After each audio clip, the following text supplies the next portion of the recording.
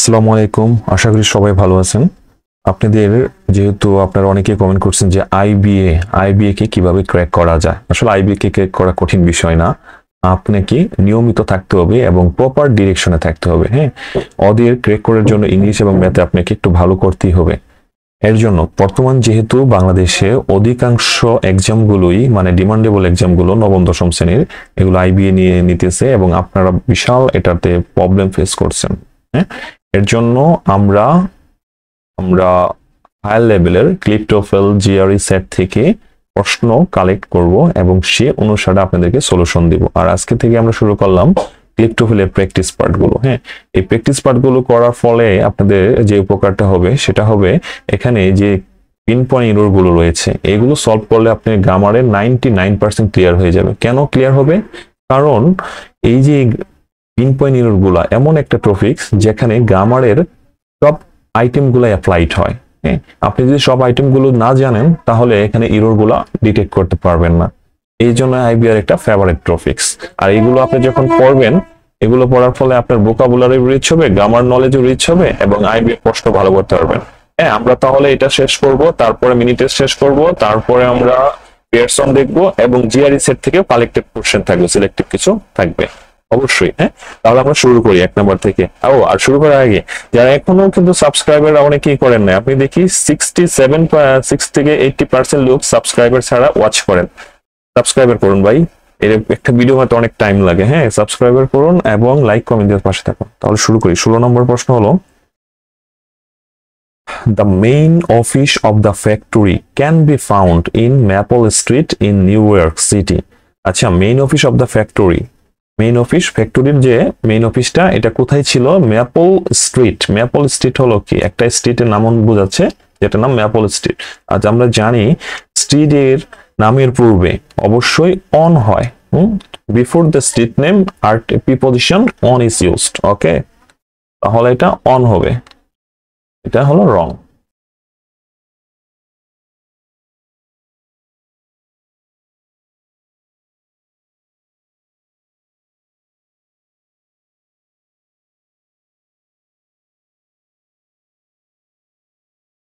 ওকে, 2 নম্বর প্রশ্ন মানে 17 নম্বর প্রশ্ন বলছে because there are less members present tonight. আচ্ছা, এখানে দেখুন প্রথমে আছে মেম্বার্স। মেম্বার কি? Countable noun. আর কাউন্টেবল নাউনের আগে অবশ্যই কি বসে? ফিউ বসে।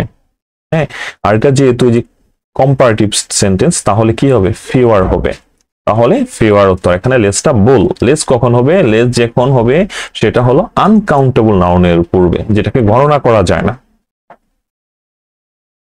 আমরা 18 নম্বর প্রশ্ন বলছে David is particularly fond of cooking and he often cooks really delicious meals. এই যে এখানে যে রিয়েলিটা আছে, হ্যাঁ, সে ভালো মানে প্রায় সে মানে খুব সুস্বাদু খাবার রান্না করতে পারে। আচ্ছা, সুস্বাদু রান্না এখানে এটা এই যে রিয়েলি হবে না, এটা হবে কি? এটা হবে ভেরি ডেলিশিয়াস, খুবই সুস্বাদু খাবার সে রান্না করে। হ্যাঁ, রিয়েলিটা আমরা মানে স্পোকেনে ব্যবহার করতে পারি, কিন্তু যখন আমরা রিটেন ল্যাঙ্গুয়েজ ব্যবহার করব রিটেনের ক্ষেত্রে রিয়েলি হবে না, অবশ্যই ভেরি হবে। 19 নম্বর প্রশ্ন বলছে The progress made in space travel for the early 1960s remarkable. মানে এটা বলছে এই যে স্পেসে যে ট্রাভেলটা এটা 1960 সাল থেকে ব্যাপক উন্নতি সাধন করতেছে। এখন এই যে উন্নতি করতেছে বা স্পেস ট্রাভেলটা ব্যাপক প্রগ্রেস করতেছে কত সাল থেকে? 1960 সাল থেকে। এটা কি শেষ হয়ে গেছে? এখন কি আর স্পেসে যাচ্ছে না মানুষ বা যাচ্ছে না কেউ? যাচ্ছে না, অবশ্যই যাচ্ছে। যেটা শুরু হয়েছে এবং শেষ হয়নি সেক্ষেত্রে কি হয়? সিন্স হয়। হ্যাঁ, টাইমের ডিউরেশনটা দেওয়া নাই, সিন্স হবে। আর যদি এটা 10 বছর দিত বলতো ফর দ্য 10 ইয়ার, তাহলে কিন্তু 4 বসতো। যদি টাইমের ডিউরেশনটা মেনশন করে দেখে 5 বছর, 10 বছর, 1 মাস, 2 মাস, 3 দিন, তখন কিন্তু 4 বসবে। আর যেটা শুরু হয়ে শেষ নেই সেটা সিন্স বসবে। আশা করি ক্লিয়ার। হ্যাঁ, অবশ্যই কমেন্ট করবেন যদি কেউ ক্লিয়ার না থাকেন। আমি চাই আপনারা 100% ক্লিয়ার থাকুন। 20 নম্বর হলো Tandra has not rarely missed a play or concert since she was 17 year old. আচ্ছা, এখানে কি বলছে? তান্দ্রা কখনো এটা কি মিস করতো না, একটা প্লে এবং কনসার্ট কখনো মিস করতো না সে এই 17 বছর ধরে। এখন দেখেন এখানে কি আছে? এখানে কি নট আছে, আবার এখানে রিয়ারলি আছে। রিয়ারলি অর্থ কি? কদাচিৎ, মানে একেবারেই না। যেটাকে নেগেটিভ প্রকাশ পায়। এটা একটা নেগেটিভ এবং নটও একটা নেগেটিভ, তাহলে রিডান্ডেন্ট হয়ে গেল, দুইটা নেগেটিভ তো একসাথে বসবে না। তাহলে আমরা যদি নটটা তুলে দেই তাহলে কিন্তু রাইট। ওকে,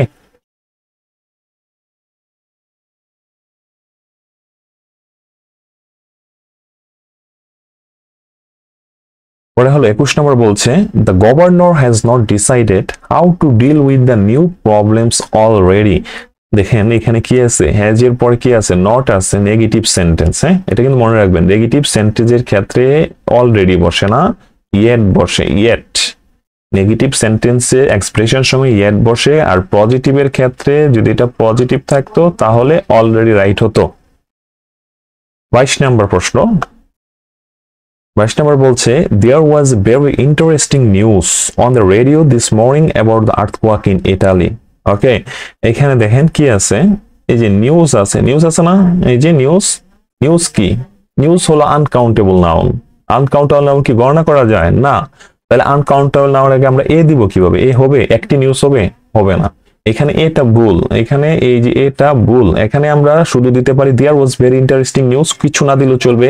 আর যদি আমরা কিছু এখানে ডিটারমাইনার বা ইউজ করতে চাই তাহলে আমরা দিতে পারি some very interesting news on the radio, কারণ নিউজটা হলো কি আনকাউন্টেবল নাউন। আনকাউন্টেবল নাউনের আগে এই নির্দিষ্ট বোঝায়, যেমন এ এন, এগুলো কখনোই বসবে না, একটি নিউজ হবে না।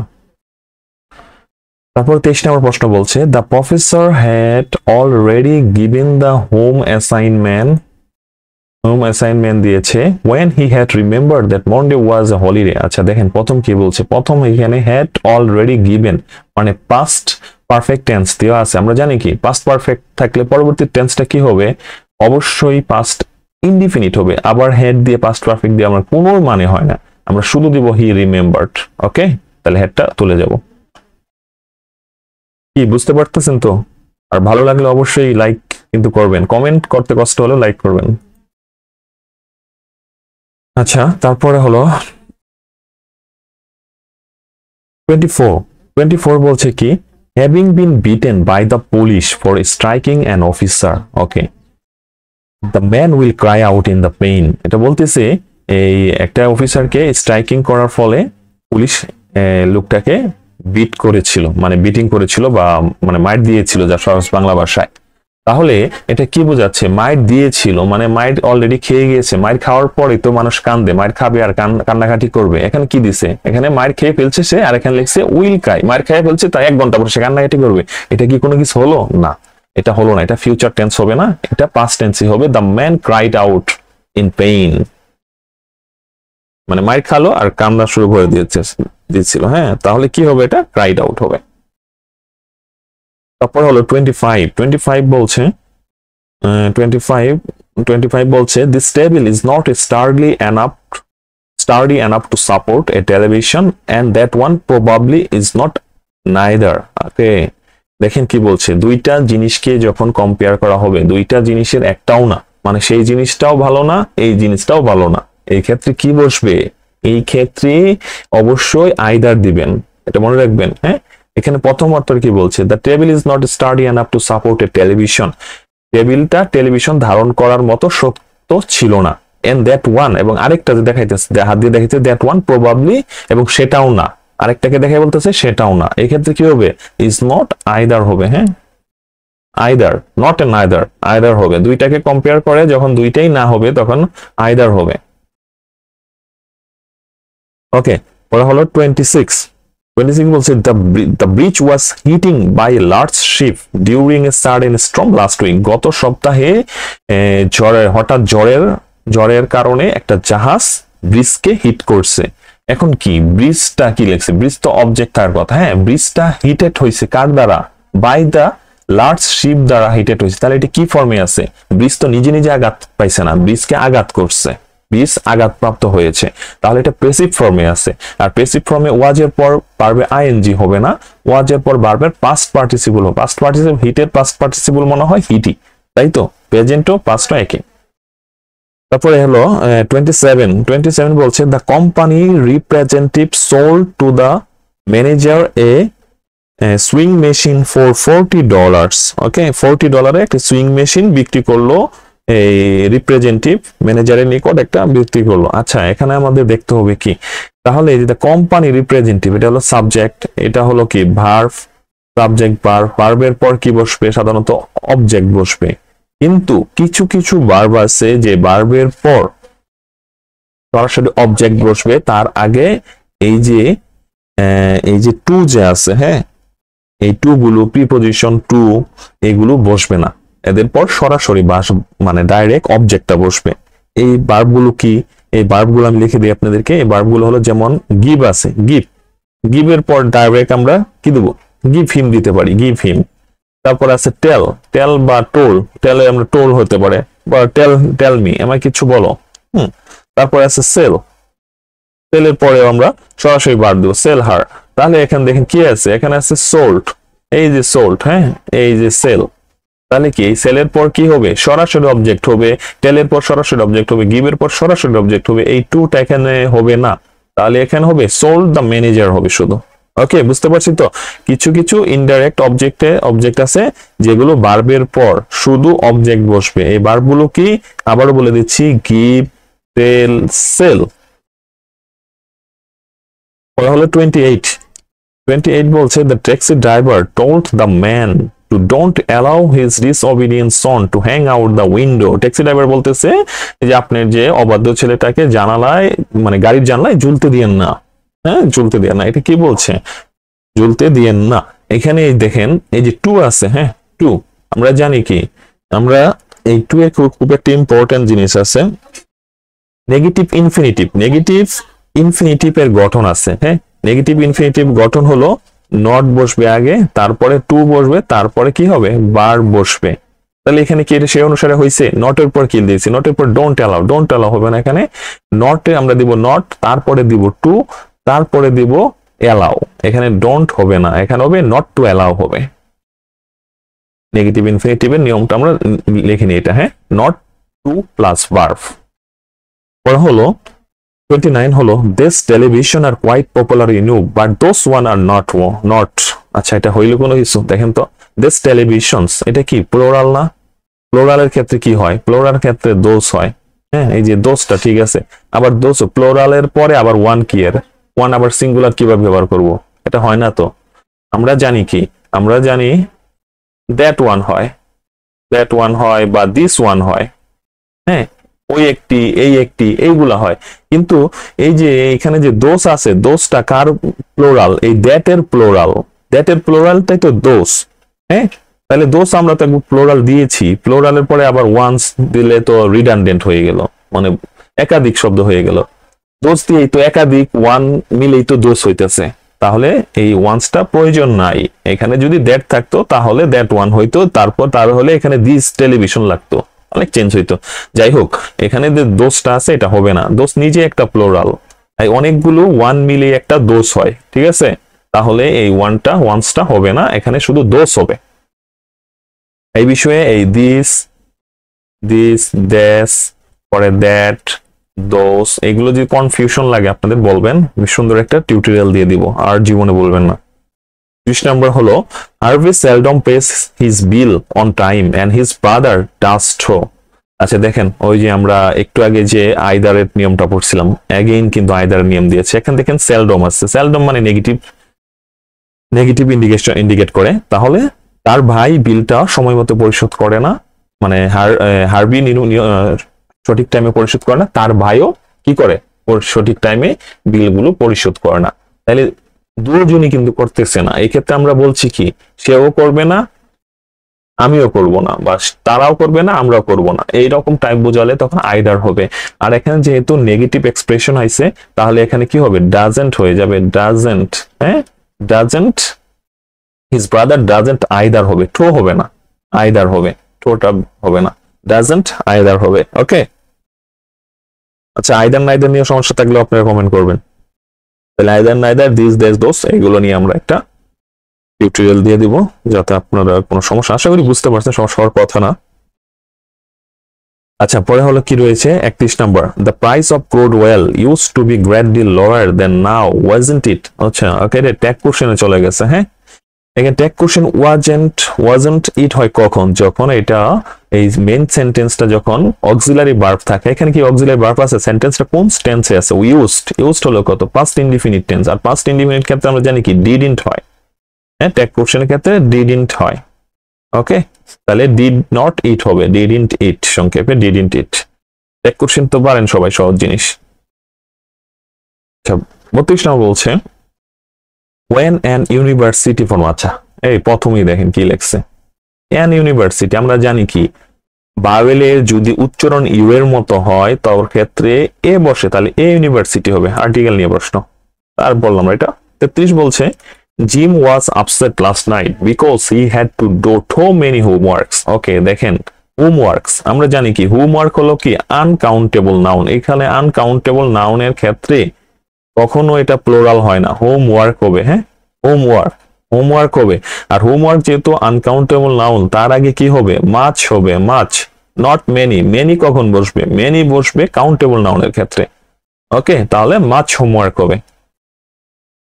34 there is some scissors in desk drawer in bedroom if you need them।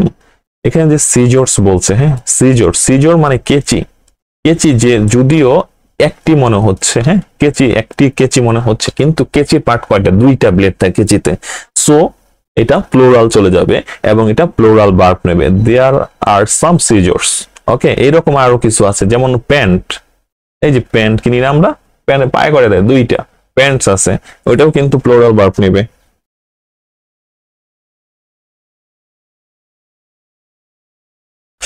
ওকে, তারপরে আছে হ্যাঁ আরো আমরা কিছু লিখে দিই কি কি আছে, যেমন প্যান্টস আছে, পরে ট্রাউজার্স আছে, এস থাকে, তারপরে আছে কি গ্লাসেস, GLASSES, গ্লাসেস। এগুলো কিন্তু প্লোরাল ভার্ব নিবে অবশ্যই, যদিও সিঙ্গুলার মনে হচ্ছে কিন্তু না, প্লোরাল নিবে। 35 number the board of realtors doesn't have any informations. আচ্ছা, এই যে ইনফরমেশনে এস দিয়েছে, এটা তো একটা কি uncountable noun. Uncountable noun plural হয় না, শুধু ইনফরমেশন হবে, এসটা কাটা যাবে। 36 George is not enough intelligent to pass this economic class without help. খুবই ইম্পর্টেন্ট একটা, হ্যাঁ এটা কিন্তু খুবই ইম্পর্টেন্ট, এটা আমরা সবাই প্রায় ভুলই করি। এই দেখেন, এই যে এনাফের ইউজটা কখন হয়, এটা আমাদের খুব ভালোভাবে মনে রাখতে হবে। আমরা কিন্তু প্রচুর এটা নিয়ে ভুল করি। এনাফের ব্যবহারটা কখন হবে, যদি কেউ পারেন আগে থেকে জানেন অবশ্যই আপনি কমেন্ট করে জানাবেন। ওকে, এই দেখেন এখানে যে আছে কি সাবজেক্ট, প্রথমে এনাফের ব্যবহার ক্ষেত্রে আমরা কি লিখবো? প্রথমে সাবজেক্ট হবে, তারপরে কি হবে? ভার্ব, বি ভার্ব থাকবে, পরে কি যদি অ্যাডজেক্টিভ থাকে অ্যাডজেক্টিভ থাকবে, অ্যাডজেক্টিভের পরে হবে এনাফ। ওকে, এনাফটা হবে কার পরে? অ্যাডজেক্টিভের পরে হবে। এই যে ইন্টেলিজেন্ট কি অ্যাডজেক্টিভ, তাহলে এর আগে এনাফ, এটা কি ভুল? এটা হবে না, ইন্টেলিজেন্ট এনাফ হবে। ইন্টেলিজেন্টের পরে হবে, এখানে হবে এনাফ, মনে রাখতে হবে। অ্যাডজেক্টিভের পরে এনাফ হয়, নট আগে, অ্যাডজেক্টিভের পরে। ওকে, আমরা যদি বলি এই ধরেন একটা সেন্টেন্স লিখি, she is enough old। এটা ঠিক হলো? এখানে অ্যাডজেক্টিভ কই? এখানে অ্যাডজেক্টিভটা কিন্তু ওল্ড। হ্যাঁ, ওল্ড, তাহলে ওল্ড এর পরে কিন্তু এনাফটা হবে। she is old পরে হবে এনাফ। ওকে, তাহলে মনে রাখতে হবে অ্যাডজেক্টিভটা পরে এনাফ হয়। 35 নম্বর প্রশ্ন there were so much people। ওকে, দেখেন আবার ওই যে কাউন্টেবল নিয়ে প্রচুর দিছে এরা টেস্ট প্র্যাকটিস টেস্ট 1 এ। পিপল হলে কি কাউন্টেবল নাউন, তাহলে there are so many হবে many people। 38 John lived in New York since 1960 থেকে 1975 but he is now living in Detroit. তাহলে এখানে জন লিভ করতো কত সাল থেকে? 1960 থেকে 1975। তাহলে এখানে কি দিব? সিন্স হবে। সিন্স কখন হয়? যেই কাজটা শুরু হয়েছে কিন্তু এখনো চলমান রয়েছে, সেই ক্ষেত্রে সিন্স। আর যদি বলা হয় 10 বছর 5 বছর, তার ক্ষেত্রে কি ডিউরেশন অফ টাইম বলা হয়, তাহলে 4 হয়। আর যেটা বলছে কি 1960 থেকে 1975, তাহলে কি হবে? থেকে ফ্রম 1960 টু 1975 হবে। ওকে, তাহলে সিন্স হবে না। তারপরে হলো the fire began in the 5th floor of the hotel but it's on separate adjacent floor. Okay, দেখেন এই যে ফ্লোরের আগে অবশ্যই ফ্লোরের আগে কি হবে, অন হবে। ব্যালকনি যদি থাকতো তাহলেও অন হতো। কেন? যখন আমরা প্লেন সারফেস বুঝাবো, প্লেন সারফেসের আগে মানে সমতল ভূমির আগে অন হবে, মনে রাখতে হবে। প্লেন সারফেস, হ্যাঁ, অন দ্য রোফ হবে, রোফ। পরে হলো রোফ আছে না, সাত আছে, অন দ্য রোফ। প্লেন ভূমি, হ্যাঁ, প্লেন সারফেসের আগে must be preposition on, not other. Okay, plane সমতল, তাহলে অন দ্য ফ্লোর হবে। তারপর আমাদের লাস্ট কোশ্চেন হলো 40 number. Mister Anderson bought last week a new sports car. However, she has yet to learn how to operate the manual gear shift. আচ্ছা, mister Anderson একটা গাড়ি কিনছিল গত সপ্তাহে। হ্যাঁ, দেখেন আমরা কিন্তু এটা রিডিং বাংলা পড়লে বুঝতেছি। বাংলা আমরা কি জানি, সাবজেক্টের পর কি হয়, ভার্বের পর কি হয়, অবজেক্ট হয়। তারপর হলো অ্যাডভার্বিয়াল ফ্রেজ বা টাইম যা থাকবে সেগুলো হবে, তাই তো? এটাই তো হওয়ার কথা, তাই না? টাইম বা প্লেস এগুলো হওয়ার কথা, কিন্তু এখানে দেখেন কি হয়েছে, মিস্টার অ্যান্ডারসন সাবজেক্ট, বট, ভার্ব। এখানে কি লাস্ট উইক, টাইম এসে গেছে। এটা সাবজেক্ট, এটা ভার্ব, এটা টাইম এসে গেছে, এটা হলো অবজেক্ট, নিউ স্পোর্টস কার্স, নতুন স্পোর্টস কার্স কিনছে। তাহলে এখানে কি, এটা কি রিঅ্যারেঞ্জিং, সেন্টেন্সের রিঅ্যারেঞ্জটা ঠিক নাই। তাহলে এটা হবে mister Anderson bought a new car. তারপরে হবে লাস্ট উইকটা পরে হবে, হ্যাঁ, অবশ্যই পরে হবে। তাহলে এটা ঠিক আছে। তাহলে আমরা দেখলাম, আমরা যে আজকে 40 প্র্যাকটিস টেস্ট 1 দেখলাম, এখানে আমরা কি কি পাইলাম, এখানে কোন কোন মানে এরর গুলো পাইছি আমরা যদি একটু লিখে দিই, হ্যাঁ, এটা খুবই ইম্পর্টেন্ট। তাহলে আপনাদের ওই টপিকস গুলো পড়তে সুবিধা হবে। এখানে আমরা পাইলাম প্রিপোজিশনের মিসইউজ পাইছি। পরে কাউন্টেবল ভার্সেস আনকাউন্টেবল পেয়েছি, হ্যাঁ। তারপরে আমরা আর কি পেলাম, অ্যাডভার্বের প্লেসমেন্ট পাইছি, অ্যাডভার্বের প্লেসমেন্ট মানে ওই টাইমের, এগুলো পেয়েছি। 10 নাম্বার পাইলাম ওয়ার্ডের অর্ডার, হ্যাঁ, অ্যাডজেক্টিভের পর কি হবে, অ্যাডজেক্টিভ পর এনাফ হয়। তারপরে হলো পাইলাম প্যাসিভ ভয়েসের ভুল ব্যবহার পাইলাম। তারপরে ট্যাগ কোশ্চেন পেয়েছি, আপাতত এইগুলো পেয়েছি। তাহলে আমরা এই চ্যাপ্টার গুলো কিন্তু খুবই ইম্পর্টেন্ট সহকারে পড়বো। আশা করি সবাই বুঝতে পারছেন। হ্যাঁ, অবশ্যই শেয়ার এবং লাইক শেয়ার কমেন্টের কাজে লেগে যান সবাই। নেক্সট ভিডিওর জন্য আপনারা কমেন্ট করুন, যদি ভালো লাগে অবশ্যই আপনাদেরকে জানাবেন। আপনাদের জন্য নতুন আরো ভালো কিছু নিয়ে হাজির হব।